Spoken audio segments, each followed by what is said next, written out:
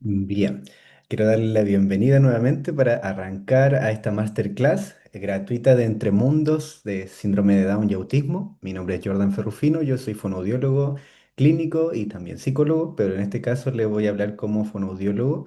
Estoy muy contento de esta oportunidad de poder conocer a nuevos colegas, conocer a estudiantes también y a personas que les interesa esta temática tan interesante, tan bonita y que requiere también de irnos actualizando e ir entendiendo nuevas formas, ¿cierto?, de abordaje. Esta clase va a ser bien puntual, bien específica, lo que nos convoca, pero también va a tener un aspecto lúdico para que aprovechando el que estamos reunidos virtualmente, sobre todo quienes están en vivo, pueda ser de buena mantener la atención, que a veces nos cuesta en la tarde luego de una jornada laboral o de estudio. Y por otro lado también un factor sorpresa, por lo cual te invito a estar hasta casi el final del taller porque se va a venir algunas sorpresas para quienes le presten atención a la masterclass y también algunas cosas por ahí que ya van a ir apareciendo. Así que dicho esto, vamos a iniciar con la presentación.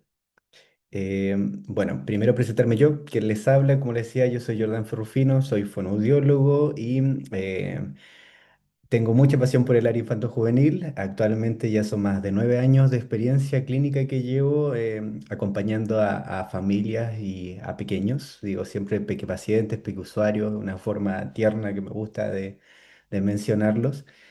También me dedico al área de gestión. Fundé un centro terapéutico llamado Centro Mirella, el cual funciona en la ciudad de Temuco, en pleno centro de la ciudad. Ya lleva más de 3 años funcionando, en el cual actualmente son más de 15 profesionales que se dedican a distintas áreas dentro del enfoque infanto-juvenil.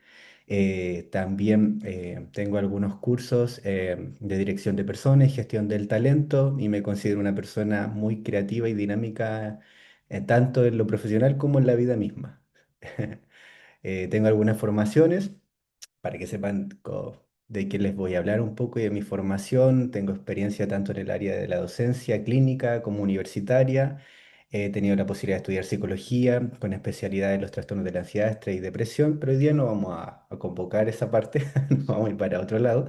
Y algunos posgrados también en TEA y en tecnología asistiva y otras formaciones también que me han aportado bastante a mi área clínica con comunicaciones bimodales o habla asignada, modelos para hermanos y entre otras cosas. También tengo formaciones bien específicas en modelos de intervención con enfoques basados en habla, en espectro autista, también en tartamudez, intervenciones del lenguaje y también en el acompañamiento a distintos tipos de discapacidad que ya estos años me han permitido poder ir aprendiendo, ¿sí? Eh, Dicho esto, estoy para ayudar. Siempre menciono eso en todos los talleres, masterclass o momentos que puedo conocer a nuevas personas. Siempre estoy para ayudar y para permitir que las personas puedan acceder al conocimiento de una manera fácil, cómoda y también que juntos podamos aprender. La docencia para mí es algo que me encanta, que me mueve mucho y por algo también esta cuenta ha nacido o busca también sostener eso para apoyar a la comunidad de colegas y también familias y cualquier persona que quiera saber sobre las temáticas que abordo y que abordaremos. Bien. Y me gustan mucho los dibujos animados.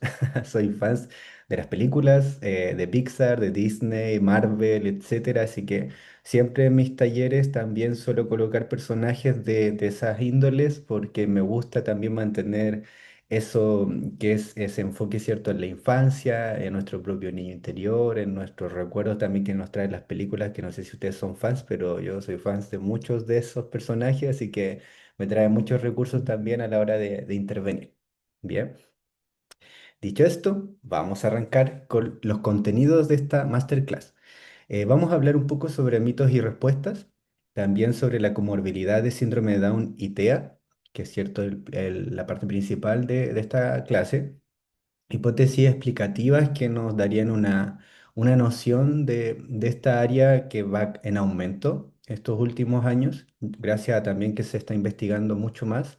Vamos a hablar también de sintomatología, impactos puntuales para poder ir detectando, sospechando sobre esta comorbilidad, perdón. Y vamos a ver, obviamente, estos signos de alarma que son para quizás llevar a evaluaciones, derivaciones y el tratamiento inicial con algunas orientaciones, ¿cierto?, a la base. Canva estuvo con muchos cambios estos días, así que me salió la presentación al final como un video, por eso que la pauso y para que no se adelante y pase el spoiler de todo. Bien, vamos a partir con mitos. Los niños con síndrome de Down son siempre cariñosos, ¿sí? Ese es un mito que se habla mucho en cuanto a lo que son las características de una persona con síndrome de Down. Dicen, "Ay, son un amor, es un angelito, son tan buenos, son tan bonitos, etcétera". ¿Sí?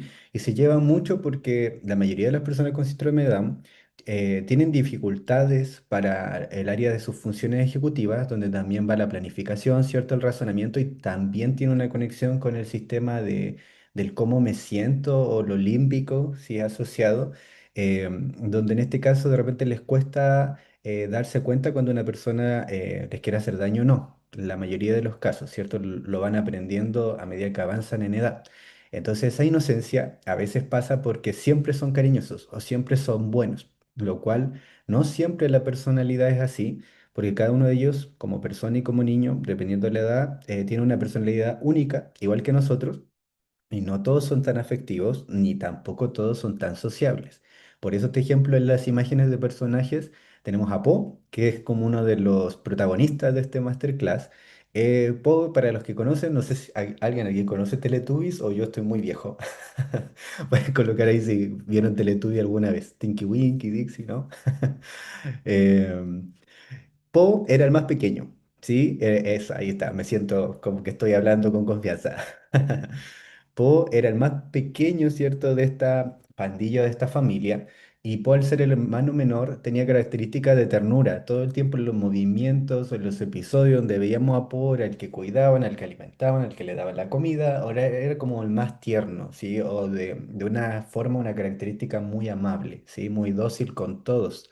Entonces, Po podría simbolizar un poco lo que es una persona con síndrome de Down con un perfil amistoso, un perfil sociable, un perfil característico como a lo bondadoso, ¿sí? Pero por otro lado, tenemos otro personaje que tiene que ver con Enredados, ¿sí? Con la película de Enredados, que no era, es no verbal, porque este caballo no habla, pero tiene un carácter de un temperamento cambiante que depende de la persona, que no toda la gente le caía bien y que había que ganarse su confianza para dejar que lo saludaran, que lo tocaran, etcétera, ¿sí? Entonces, muchas veces una persona con síndrome de Down también la podríamos asociar a, como en analogía, cierta metáfora, a este personaje, donde para que tú te ganes su confianza, ellos tienen que conocerte. Como, de alguna manera, yo siempre lo digo como sentir tu esencia, sentir qué es lo que traes. Si ellos se dan cuenta de que uno va con una actitud que no es la más correcta, ellos van a tener la actitud como este caballo. Una actitud como a la defensiva, una actitud de defenderse, de protegerse y que no se van a dar con todas las personas y eso está totalmente claro como cualquiera de nosotros lo haríamos, ¿sí? Ahora, vamos con otro mito. Las personas con autismo no sienten emociones. Las personas con autismo no sienten emociones. La verdad sería que ellos sienten profundamente, pero pueden expresarlo de forma diferente. Y aquí viene nuestro amigo Bruno, de Encantado. No se habla de Bruno, ¿sí? Esta película más nueva dentro de todo, ¿cierto? A la diferencia de Teletubbies, de Po, tiene ciertas características puntuales porque Bruno en la película es alguien que está como aislado de los demás. Está más aislado del grupo y por eso se menciona que no se habla de él. Y en esas formas de ser o maneras que él tiene, podemos destacar que él sentía profundamente cariño hacia animales y también lo expresaba de formas distintas cómo él se llevaba con los otros. Y eso nos lleva mucho a reflexionar cómo a veces es una persona con autismo, que sus emociones parecieran en momentos, ¿cierto?, como sin emoción, pero en otras instancias es una emoción tan profunda que la expresa a través de algo que hace, con mucha fijación, o estos hiperfocos que hoy se habla mucho, o en un área específica, cuando se empieza a hablar de ese tema, es como que toda su emocionalidad surge, como que aflora cuando se habla, por ejemplo, en este caso, yo tengo un niño actualmente que le encanta Pokémon. Y Pokémon como que no es tan de esta época, pero a él le encantan todas las cartas de Pokémon, le encantan todos los Pokémon, se saben los Pokémon, los iniciales, los legendarios, etcétera.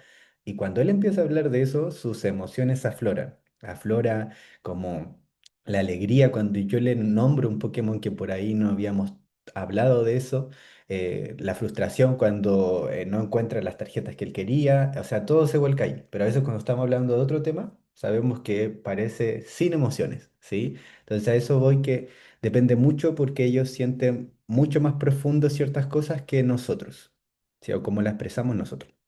Vamos a la siguiente.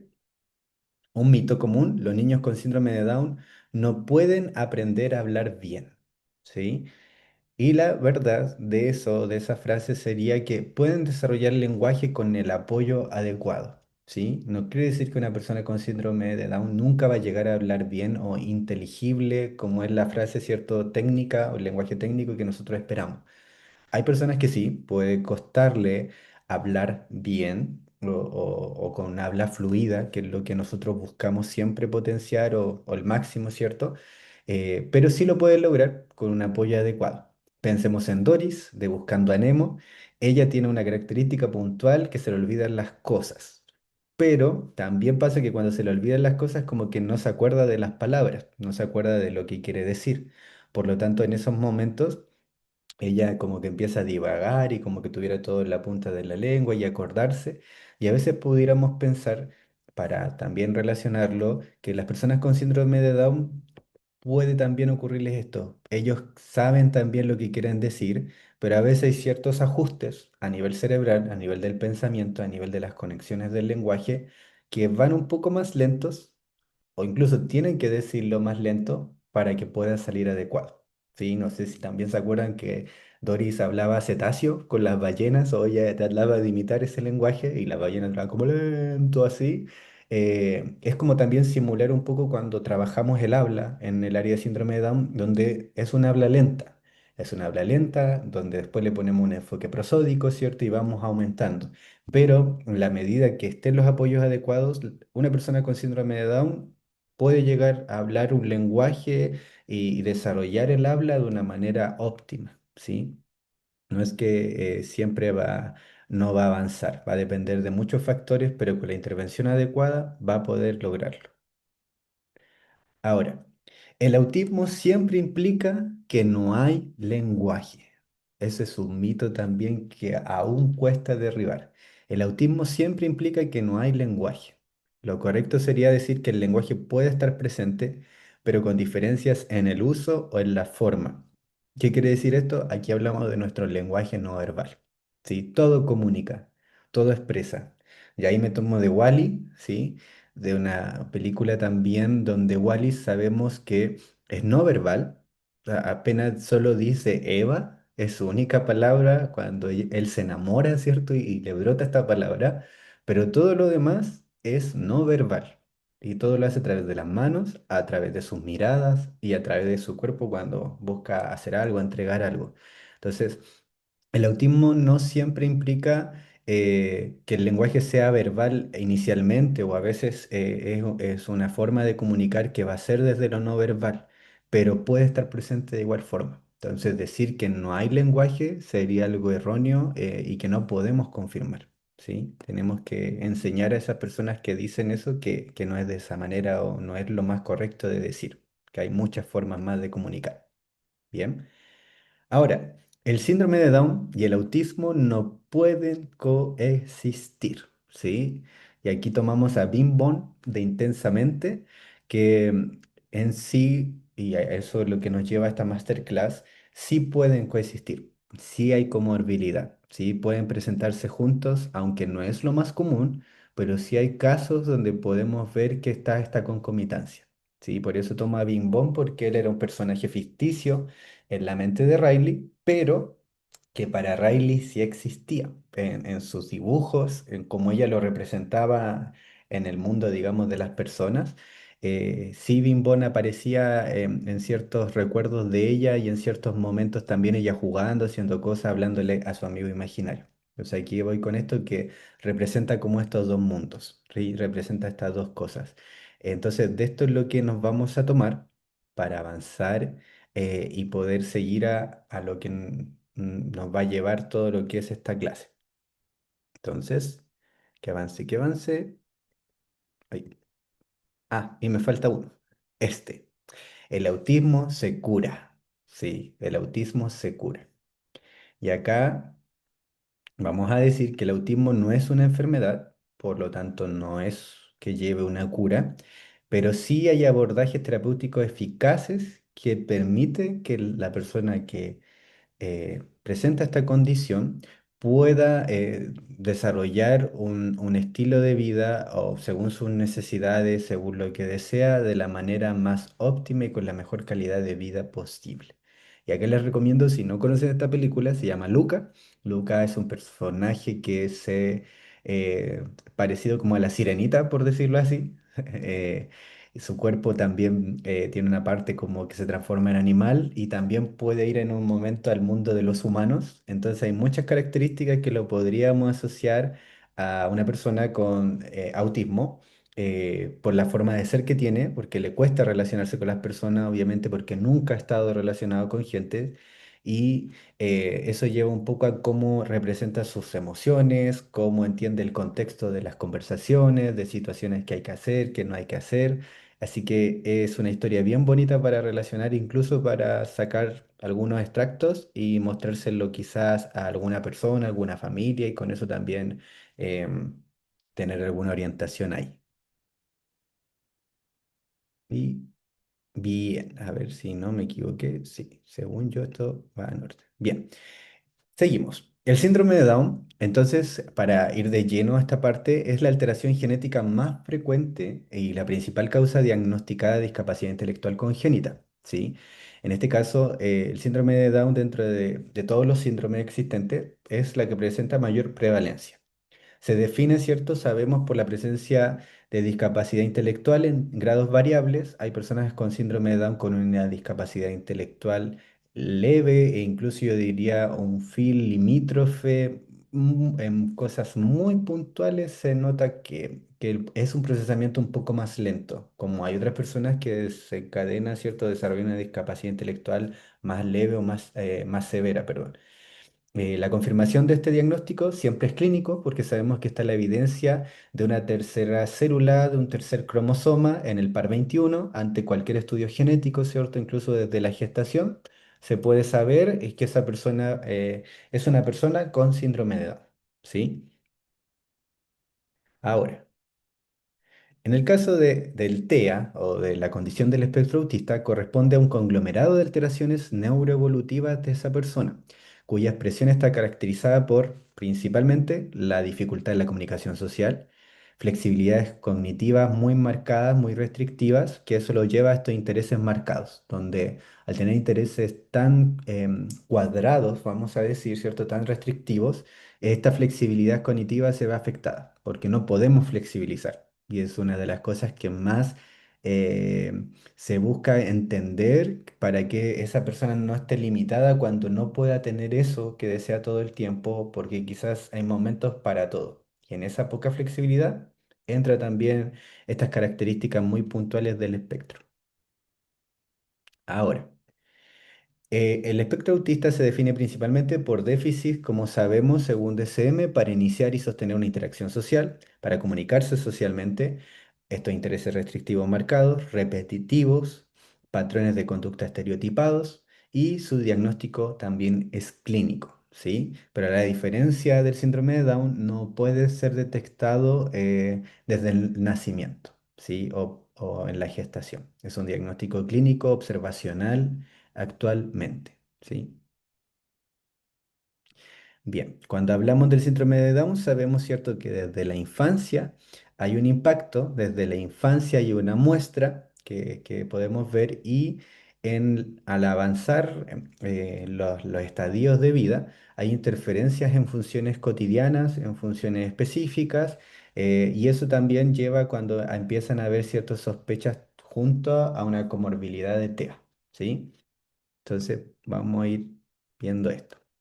¿Qué hipótesis explicativas podemos ir enlazando? En el espectro autista se manifiestan como un perfil neuropsicológico atípico. ¿Qué quiere decir esto? Hay tres o cuatro cosas puntuales que se empiezan a observar en una persona. Son la disfunción ejecutiva, que quiere decir esto de sus funciones ejecutivas, principalmente planificarse para hacer algo, anticiparse, flexibilizar, es muy complejo, ¿sí? Fallas en la cognición social, les cuesta entender el pensamiento colectivo en una conversación, si estamos hablando de lo que vamos a comer, él empieza a hablar de los autos, empieza a jugar con algo que ya se guardó, empieza a pedir cosas que no son del momento, etcétera. Hay un patrón anormal de percepción y procesamiento de la información, se entienden las cosas muy literales, ¿sí? Y cuesta que si algo no es concreto, lo pueda captar si no lo está viendo en el momento, ¿sí? Entonces este pensamiento y esta forma de procesar eh, se vuelve muy compleja a la hora de interactuar con otro, porque es como limitado y muy frustrante, tanto para la persona como para la misma familia o entorno que se está relacionando. Ahora, ¿qué hipótesis explicativas tenemos? Esto mantiene relación con las tres hipótesis, perdón, neuropsicológicas, que sería plantear dificultades en las funciones ejecutivas, fallas en la teoría de la mente, debilidad en la coherencia central, en la coherencia pragmática de enunciados, de ideas, de sostener tópicos, todo eso como que se empieza a complicar y se sostiene que ninguna por sí sola es capaz de explicar de todo modo la fenomenología o las características de la condición del espectro autista. O sea, estas tienen que convivir. Con una sola no podemos llegar a un diagnóstico. Tenemos que ver que están entrelazadas y están afectadas, ¿sí? Esto estamos hablando, ¿cierto? Relacionándolo a lo que queremos llegar, que es cuando hay comorbilidad en una persona con síndrome de Down, que se está sospechando o hay ciertas características que empieza alguien, sea un terapeuta, la familia, un médico, a poder decir, tal vez estamos ante la presencia de una sospecha de autismo, ¿sí?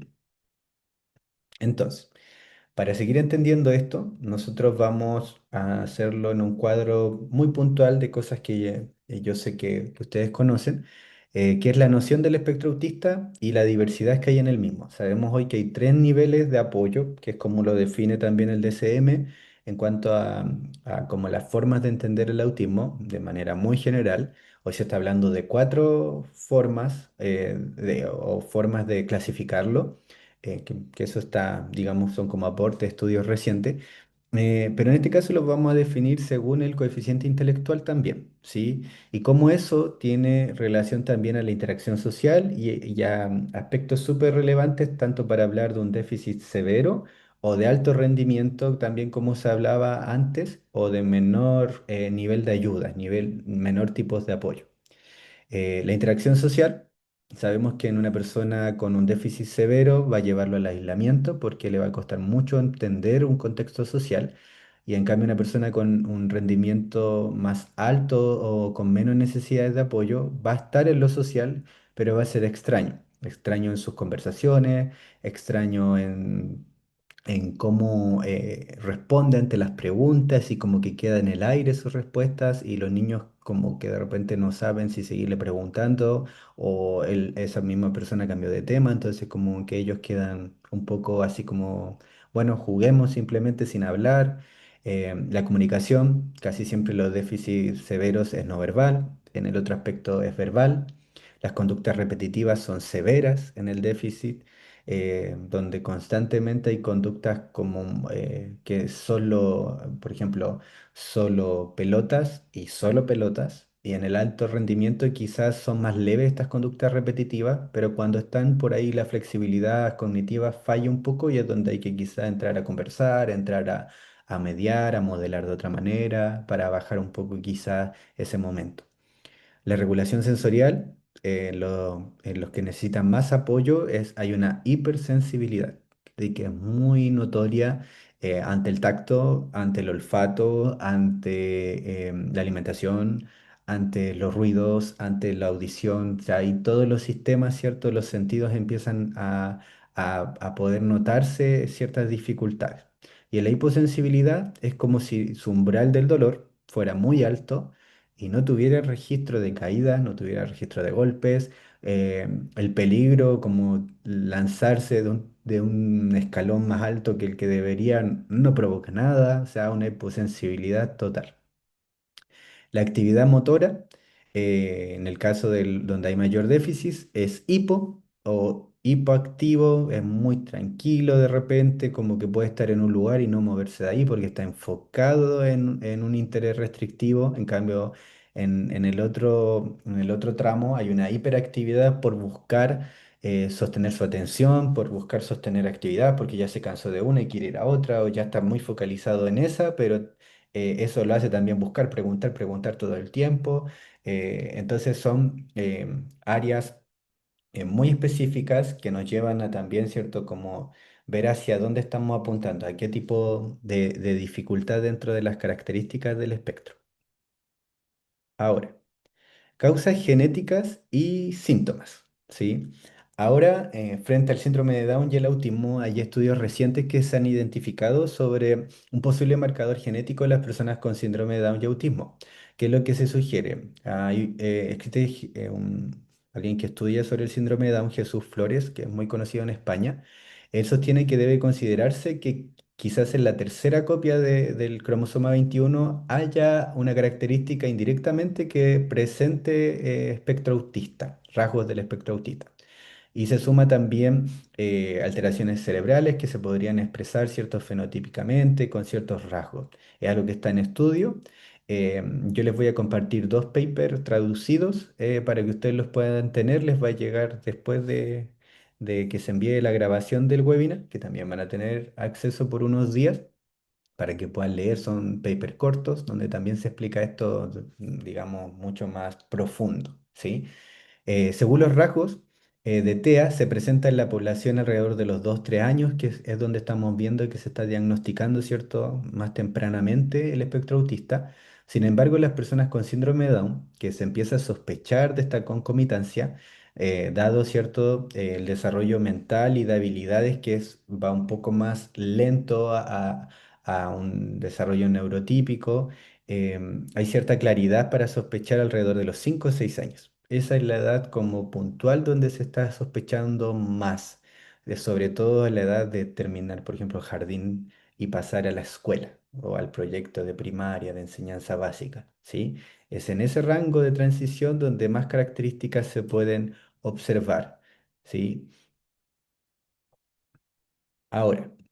El síndrome de Down tiene varias comorbilidades, siendo una relevante en este caso el espectro autista. La prevalencia que dicen estudios de hace más de 10 años atrás, por eso estamos viendo a ver si aparecen actuales, pero ya decía que el 19% de la población con síndrome de Down presenta la condición del espectro autista, ¿sí? En cambio, la población neurotípica tiene una prevalencia del 1 al 2% de la población, ¿sí? Eso también va en aumento, pero si nos fijamos hay una diferencia de más de un 10%, ¿sí? O sea, podríamos inferir que las personas con síndrome de Down presentan mayor probabilidad estadísticamente de poder desarrollar también la concomitancia del espectro autista, ¿sí? No es que todos lo sabemos, por algo hay un porcentaje, pero sí hay características clínicas como estas que les estoy presentando y mostrando que nos hacen sospechar y que requerimos una evaluación a tiempo. En este caso, una característica puede ser una menor conducta a adaptarse o también a las habilidades de autoayuda restringidas, o sea, como que el niño no, ante ciertos cambios, no logra aceptar el cambio, no logra recibir la ayuda y ni tampoco como él mismo con sus manos poder guardar algo, cambiar algo, modificar algo, cambiar de postura porque quiere quedarse fijo en lo que estaba haciendo. Existe una mayor dificultad en el desarrollo del lenguaje, a nivel de la expresión y la intención comunicativa. No es que no pueda decirlo, sino que como que no hay un interés en poder reflejar a través de la comunicación oral lo que quiere, ¿sí? Incluso ni siquiera a través de gestos, es solo él, se queda fijo en sus intereses, en sus necesidades y puede seguir ahí sin necesidad de decir algo a alguien. Se pueden presentar conductas de autoagresión. También limitaciones en habilidades sociales porque se empieza a aislar del grupo y pensemos que en una salita de 5 años ya los niños empiezan a relacionarse mucho socialmente y quieren salir todos a correr, todos a jugar. Y ves una persona con síndrome de Down que ya tiene la marcha, que ya logró caminar bien, que es independiente en lo motor, prefiere quedarse en la sala, prefiere quedarse solo, prefiere busca a la maestra principal, profesora. Hay una escasa atención compartida y eso obviamente se vuelca en el lenguaje, habilidades verbales débiles y no verbales también disminuidas. Hay que saber diferenciar obviamente esto entre las características naturales del síndrome de Down y concomitancia ATA, ¿sí? Y eso nos lleva a lo siguiente.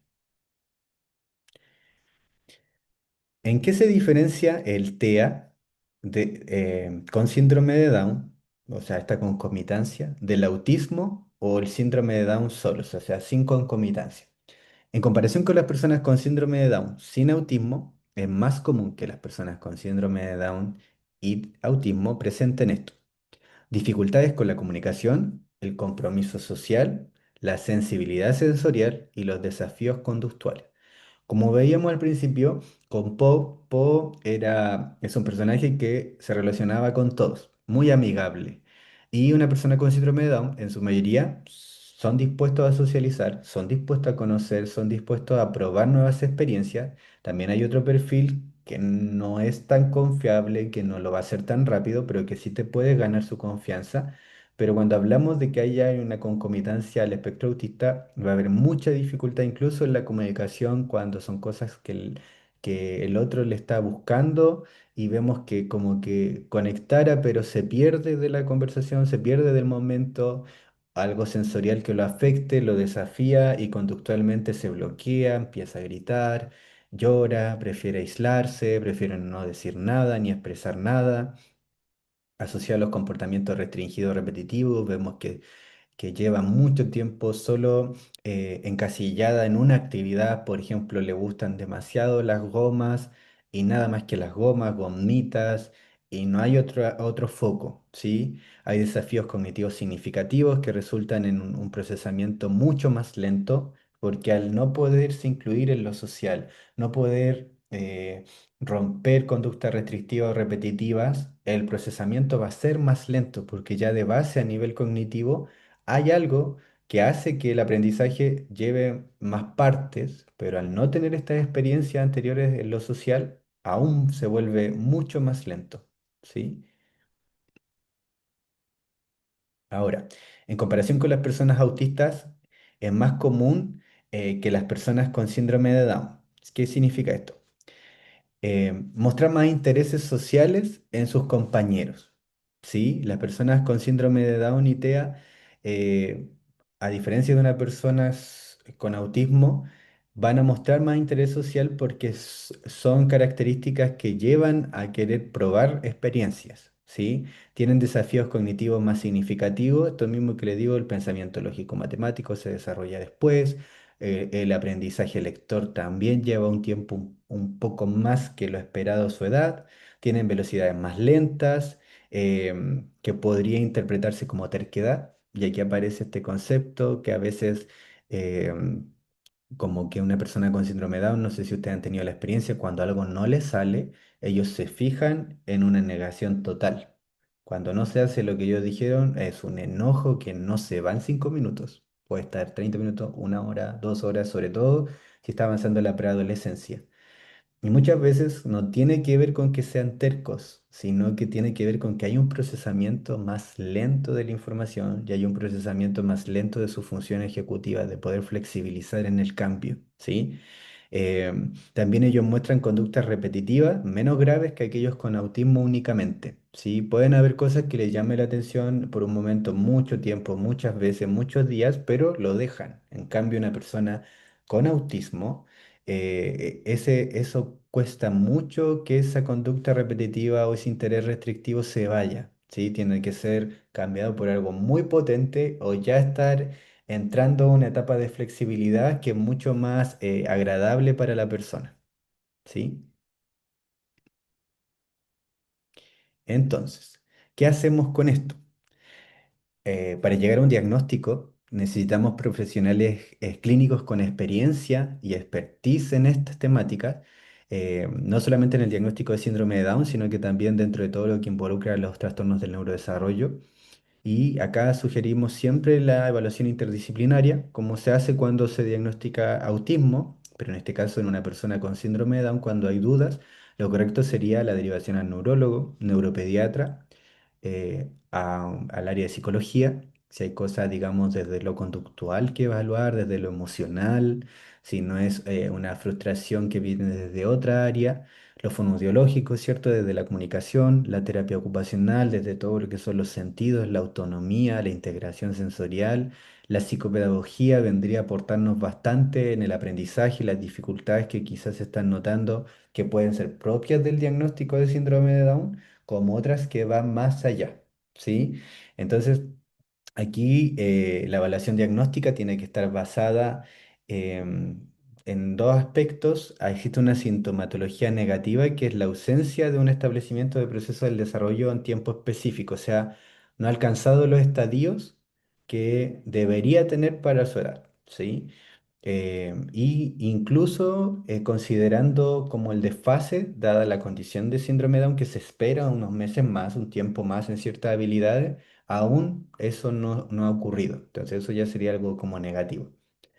Otras sintomatologías son las conductas habituales, que sean fáciles de reconocer, como digamos estas características que yo les venía comentando, si se empiezan a acercar a la sospecha de autismo, estos intereses restrictivos, esta comunicación social como deficiente, esta dificultad para poder cambiar ante las situaciones y no solamente que tenga que ver con su procesamiento, sino que directamente no quiere hacer otra cosa que no sea eso, nos lleva a la sospecha. Entonces, para ir confirmando esto, hay algún empleo de ciertas evaluaciones según la edad, obviamente, que tenga la persona y el perfil de este usuario, que nos va a llevar a juntar antecedentes, ¿cierto? Y todo lo que el ojo clínico requiere. Sí o sí, la entrevista clínica detallada a los padres, detallado según el desarrollo, según el aspecto social, el aspecto de la comunicación, que ahí los fonoaudiólogos, ¿cierto? Somos quienes más podemos aportar a esa conversación la observación del juego. En este caso, la pauta de Caspi nos puede aportar bastante porque es una pauta muy sencilla de aplicar, muy fácil. Tienes que tener ciertos elementos que se enfoquen en los distintos tipos de juegos, ¿cierto? Desde la funcionalidad, desde lo oral, desde lo simbólico, etcétera. La mirada clínico-ecológica, que quiere decir ver a esta evaluación desde todas las áreas, desde lo clínico, desde lo familiar, desde el contexto educativo, desde lo social, si ellos participan en alguna actividad en alguna fundación, en lo que sea deporte, también tener algún antecedente de eso. La prueba de desarrollo ASCU3 es una prueba también observacional que es para personas más grandes, o sea, más grandes me refiero a mayores de 7 años. Casi todos los test están pensados en niños menores de 5, entonces este también es un test interesante. Hay pruebas de screening específicas como el MChat, ¿cierto? Que es uno de los más conocidos que se aplica mucho en el sistema de salud. Todavía CARS también es una batería de evaluaciones, de evaluación, perdón, súper interesante en cuanto a las preguntas puntuales que hace para ir sospechando eh, sobre algunas características puntuales del espectro. Pruebas diagnósticas que tienen que ver, cierto, con la observación, A22, entrevistas de ADR, son una de las pautas que más se utiliza en Chile y en varios países de Latinoamérica, y muchos neurólogos piden esta evaluación para poder observar aún más la conducta del usuario y sin ella muchas veces tampoco se atreven a dar un diagnóstico. Sospecha y apoyo al perfil sensorial. Esto es súper importante. Para mí es una de las cosas que sí o sí nosotros como para trabajar en la interdisciplina, si estamos sospechando de una persona con síndrome de Down con sospecha de autismo, un perfil sensorial para entender cómo estos sentidos, si es un buscador, es alguien evitativo, qué tipo de perfil en sus sentidos, por qué razón quizás a nivel de los sentidos, como digo, hay ciertas dificultades o va más allá. Y eso nos va a permitir una mirada súper amplia también de cómo intervenir, de cómo seguir evaluando y de qué miradas ir tomando. Así que también es algo que aconsejo mucho de trabajar a la par con un terapeuta, una terapeuta ocupacional. Pero ¿cuáles son las tres puntos claves para nosotros tener presente una posible derivación a, también a estos casos? También es la atención conjunta. Una persona con síndrome de Down que no quiera compartir, que no quiera atender al juego, a la propuesta comunicativa, a la propuesta lúdica que se le está presentando tanto en un grupo de 10 de un grupo de curso, como en el uno a uno con un terapeuta, con otro niño, es algo a prestar atención. Tanto a prestar atención como una sospecha de espectro autista, como también a el desarrollo cognitivo de esta persona. Tal vez no puede sostener atención conjunta porque sus habilidades cognitivas son muy débiles, ¿sí? Entonces quizás estamos a tiempo todavía para potenciar, para poder seguir estimulando con un buen equipo terapéutico. Particularidades sensoriales nos tendrían que empezar a llamar la atención si hay ciertas cosas que nos vemos que le molestan mucho, que evita, selectividad, rechazo. eh, Todo eso da para pensar y una menor imitación, ¿sí? Las personas con síndrome de Down, independiente de su temperamento que presenten, son personas que imitan mucho las conductas de un adulto o de otro niño, imitan las miradas, imitan las caras, son muy histriónicos, los que son más estilo Poe, como de hacer actuaciones, y los que son quizás de un carácter un poco más inhibido, ellos también buscan imitar las conductas que les atraen. Por ejemplo, si les gusta cómo una persona responde ante algo cuando no quiere, ellos responden de la misma manera. No quiero por esto, o no porque... y apuntan. Y eso es porque lo aprendieron de otra persona. Entonces, cuando eso no pasa, es una alerta también. Puede ser una bandera roja, una red flag, para decir algo está pasando porque este niño lleva mucho tiempo y no imita nada, ni gestos. Solo se interesa en estas cosas y no lo puedo sacar de este aspecto. Da para conversar, da para sospechar, da para consultar en la escuela qué está pasando en el ambiente escolar, si pasa similar, etcétera. ¿Sí? Entonces, existe una asociación de conexión con síndrome de Down y autismo en Estados Unidos, la cual hizo como un cuadro resumen sobre qué cosas sospechar cuando estamos ante la posible característica de una persona con síndrome de Down y con autismo. ¿Sí? Que ahí está. ¿Qué es lo que ellos plantean? Habría que fijarnos en si no presenta el lenguaje y si presenta, si hay poca intención comunicativa. Por otro lado, también algo súper relevante, si no señala o no hace gestos para comunicar, si prefiere jugar solo, si muestra risas inapropiadas, que no van al contexto del momento, ¿cierto? Por algo inapropiado, que no desarrolla juegos simbólicos e imaginativos, que hay necesidad de seguir rutina y se latera con cambio, o sea, no puede aceptar un cambio. No tiene miedo al peligro, parece no detectar dolor, o sea, nos vamos, ¿cierto? A lo que estábamos hablando anteriormente en otro cuadro. No le gustan las caricias, el contacto físico, hay una selectividad alimentaria, hay problemas del sueño, hay estereotipias motoras, movimientos sostenidos como que necesita mover mucho su cuerpo para poder pasar a otra actividad o cambiar de actitud. Todo eso, estos características son para el ojo clínico de un terapeuta, de una familia, para empezar a sospechar, empezar a decir quizás hay algo más que tenemos que evaluar desde esta otra parte comunicativa, desde los intereses restrictivos, desde la comunicación social, ¿sí? Entonces, es un cuadro bien interesante y bien fácil como de monitorear.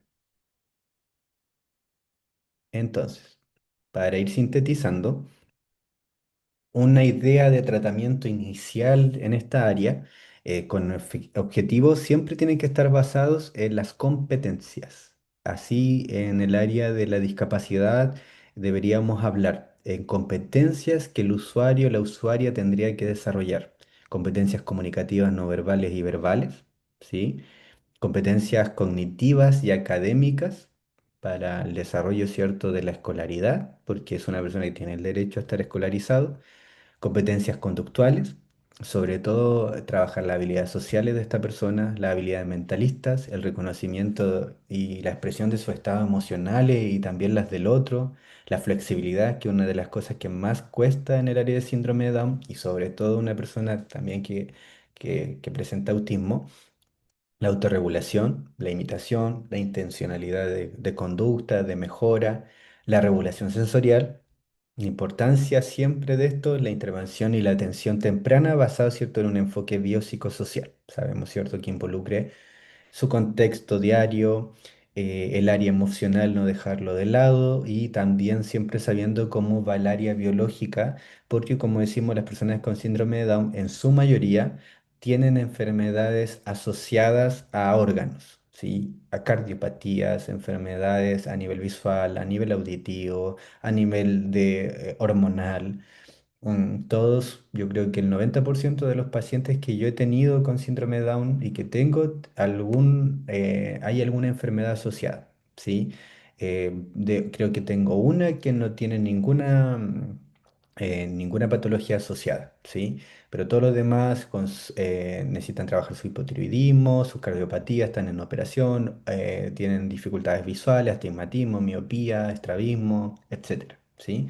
Entonces ahí también es súper importante poder trabajar también en esto de lo sensorial, cómo intervenir de mejor manera, cómo adaptar las cosas, pero siempre basados en competencias, las competencias que esta persona tiene que desarrollar para que su calidad de vida sea lo más óptima y sea lo más funcional, lo más feliz en los intereses y en las cosas que esa persona va desarrollando y quiere hacer.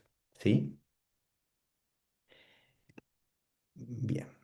Y también la escuela, ¿cierto? La importancia de la escuela y cosas, hay 4 puntos que me gustaría compartirles que hay que considerar en la escuela, que son saber de la docente principal, el docente y la docente de apoyo. Casi siempre, ¿cierto? En Chile trabaja la figura de la educadora diferencial, ¿cierto? En toda aula donde hay una persona con síndrome de Down y autismo.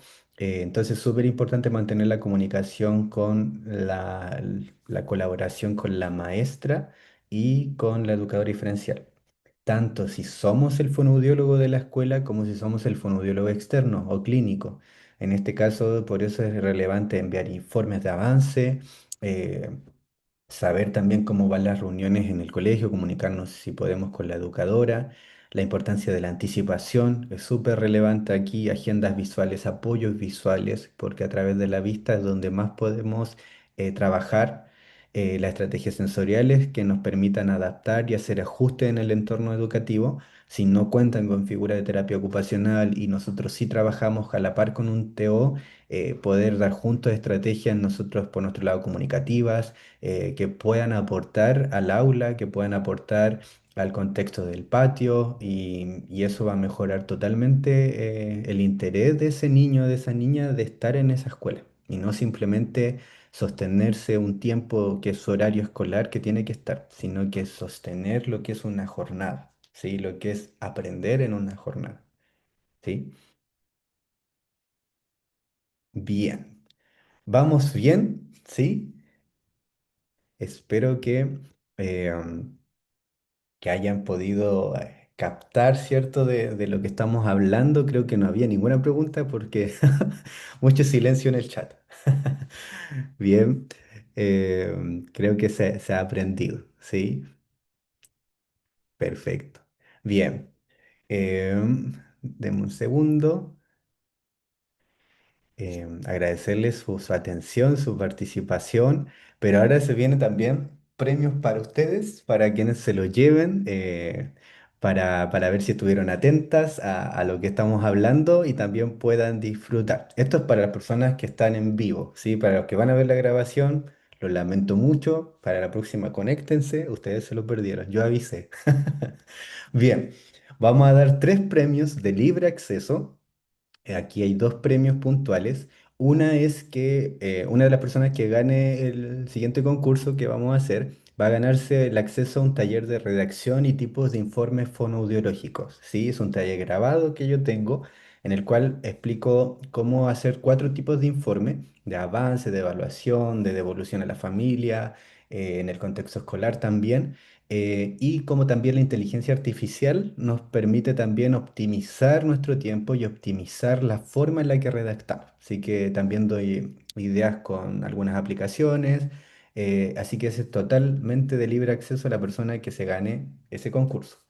Y también voy a dar otro libre acceso a una clase de un curso de trastorno del desarrollo del lenguaje y comunicación enfocado en el área fonológica, ¿sí? Que es tan relevante en el área del síndrome de Down. Entonces, la persona que gane ese segundo concurso se va a llevar este acceso a esa clase puntual, ¿sí? Así que atentas, ¿están listas para concursar? ¿Sí? ¿Sí? ¿No? ¿Tienen buena conexión? Perfecto. Bien, listas. Bien, nacieron listas. Ya, aquí vamos. Vamos a hacer un ejemplo para que... A ver, ya. Aquí va la explicación. Aparecerá una pregunta y tendrás distintas alternativas. Debes responder en el chat, que quede claro, escribir en el chat, no hablar, con la característica correcta. Ejemplo, 31 minutos tiene canciones como La Vaca Lola, Tangananica, Tangananá, Bartolito. Según la alternativa que está ahí, no está todo con números. ¿Cuál sería la alternativa correcta? Si la escribiera en el chat, el símbolo. Perfecto, ahí está. Ahí está, perfecto. Así es el concurso, ¿sí? Porque si pongo ABC, alguna por la ansiedad va a escribir enseguida la A y después otra la B y no, eso es trampa. Así que lo hacemos con símbolos, ¿sí? Las que vienen van a haber distintos símbolos. Así que atenta a eso, no es que siempre va a ser el mismo símbolo. Ahora, ¿cómo vamos a determinar a la ganadora? Es la primera que obviamente escribió y que me sale en mi chat, ¿sí? Porque hay algunas partes del Zoom en los celulares, si tú estás de tu celular, que a veces cuando tú mandas el mensaje sales como tú primera. Pero lo correcto es cuando le sale a quien armó el chat, ese es el que puede determinar quién escribió primero, porque me llegan los mensajes instantáneos, ¿sí? Entonces, dicho esto, vamos por el primer concurso de quién se va a llevar el acceso al el taller de informes. ¿Sí? Ahí viene. Bien. Aquí está la pregunta. En el contexto del desarrollo del lenguaje en niños con síndrome de Down, ¿cuál de los siguientes aspectos debería ser priorizado durante la intervención fonoaudiológica? En el contexto del desarrollo del lenguaje en niños con síndrome de Down, ¿cuál de los siguientes aspectos debería ser priorizado durante la intervención fonoaudiológica? Atentas, atentas. Ahí están las alternativas.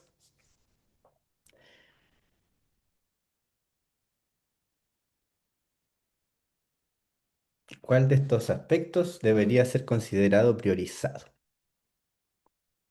Muy bien, perfecto. Ahí se lanzaron los porcentajes. Correcto, el porcentaje es la alternativa correcta. En este caso tenemos que priorizar la mejora de las habilidades pragmáticas y la comprensión contextual del lenguaje en situaciones cotidianas. Desde ahí deberíamos partir. Y sí, veo la ganadora en este primer concurso es María Paz. ¿Sí? María Paz es la primera que me aparece arriba. Así que María, a ver si... Bien, María, te ganaste un acceso libre a este taller, ¿sí? Ujú. Después te pido que me escribas por Instagram para acordarme y así enviarte el acceso y pedirte algún correo electrónico para que puedas recibirlo, ¿sí? Así que felicidades. Bien, pero no se desanimen, quedan dos premios. Vamos, vamos, a ver, siguiente pregunta. ¿Cuál de estas afirmaciones es verdadera según lo visto en la masterclass? ¿Listas con los dedos? Atención. ¿Cuál de lo que va a aparecer acá es verdadero según lo que escuchamos en la masterclass? Ahí viene. Ahí está.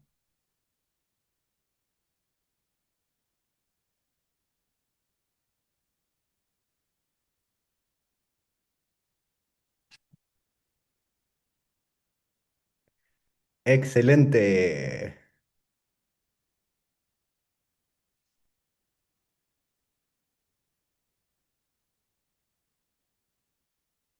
Mucha soy lenta para encontrar los signos, dice Natalie.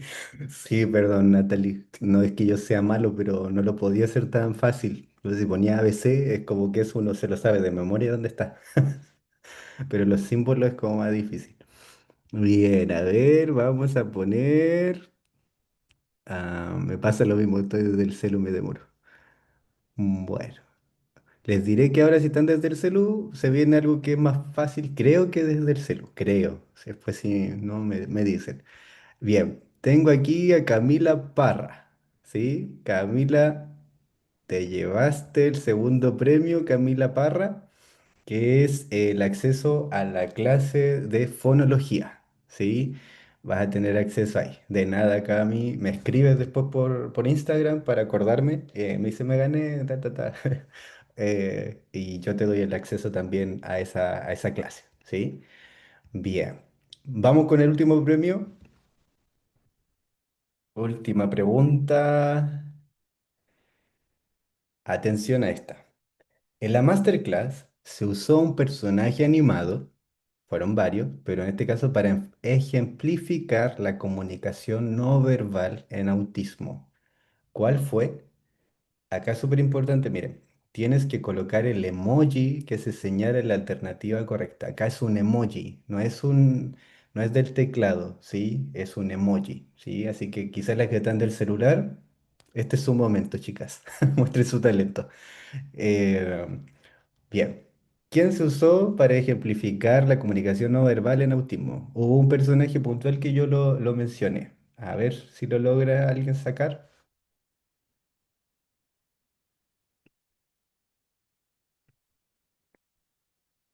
¿Cuál fue?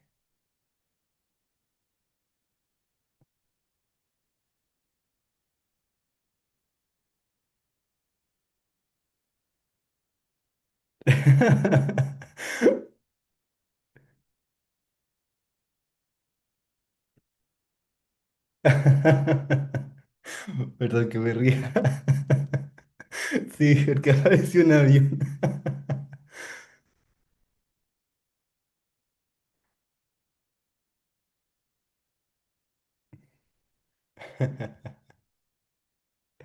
Muy bien, muy bien.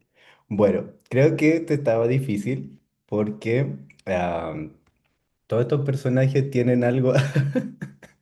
Me estoy riendo de lo emoji. Tienen algo que es de lo no verbal, pero hubo uno que fue el que yo usé puntualmente para lo no verbal, que fue Wally, ¿sí? Que fue Wally. Wally comenté muy puntual que él usaba gestos, gestos, gestos, ¿sí?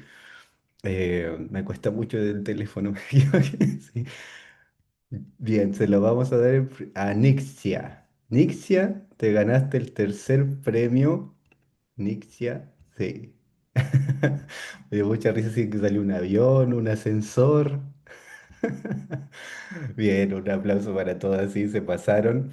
Y acá para ir cerrando, le presento a Felicidades, era Wally. Eh, Acá está la sorpresa. Para Nixia te llevaste este acceso. Vas a tener el acceso a este curso gratuito de síndrome de Down a través del ciclo vital, comprendiendo, acompañando y potenciando desde la infancia hasta la adultez, del 13 al 27 de agosto, o sea, en unas semanitas más. ¿Sí? Deme un segundo.